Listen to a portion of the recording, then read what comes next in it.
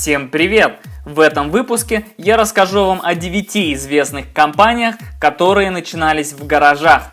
Поехали! Компания Apple. Гараж в Лос-Алтос, Калифорния. Рождение самой дорогой компании в мире произошло в 1976 году в гараже приемных родителей Стива Джобса.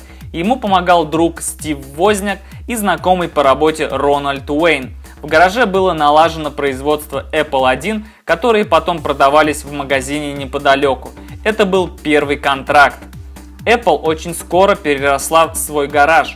Через год прошла успешная презентация Apple II. Тогда компания смогла обзавестись штатными сотрудниками и получила первое финансирование в сумму $250 тысяч. На этом заканчивается гаражная история, и Apple переезжает в офис Купертино. До недавнего времени все придерживались именно такой версии. Точки над «и» расставил Стив Возняк, рассказав, что гараж был второстепенным местом. Они заносили туда уже готовые продукты, проверяли их, а затем отвозили в магазин. Все самое основное инженер собирал на старой работе в Hewlett-Packard. Но несмотря на это, здание признано важным историческим объектом и взято под охрану. Компания Amazon. Гараж в Белевью, Вашингтон.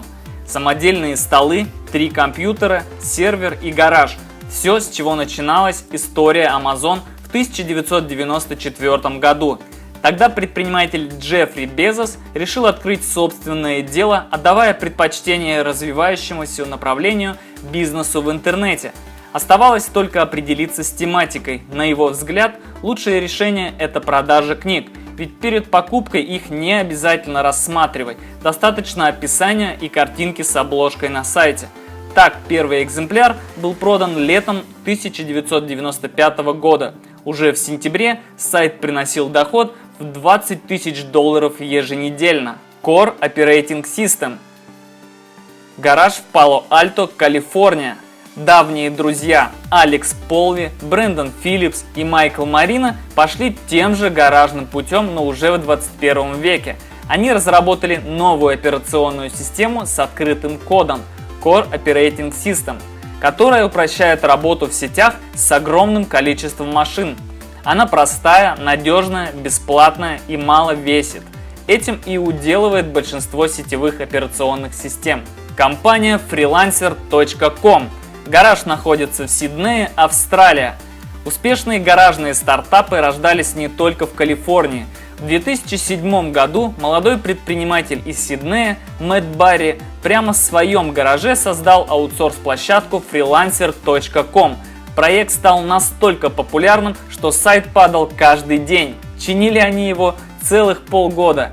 Но на сегодняшний день это крупнейший ресурс по поиску работников по найму. Компания Google. Гараж находится в Калифорнии.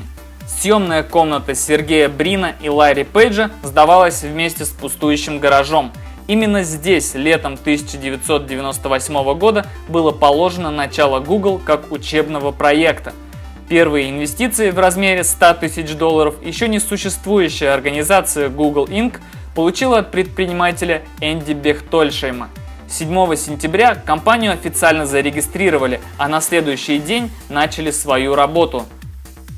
Уже в декабре Google.com был в сотне лучших сайтов интернета, а через 2 месяца на сервере было более 500 тысяч запросов и штат сотрудников вырос до 8 человек. Гаража явно не хватало, поэтому было принято решение снять офис на University-авеню в Пало-Альто. Компания HP. Гараж находится в Пало-Альто, Калифорния. В 1934 году познакомились Билл Хьюлетт и Дэйв Паккард. Уже в январе 1939 года они основали Hewlett-Packard или просто HP. Над названием друзья не заморачивались, а просто сложили его из фамилий. Очередность была определена подбрасыванием монетки.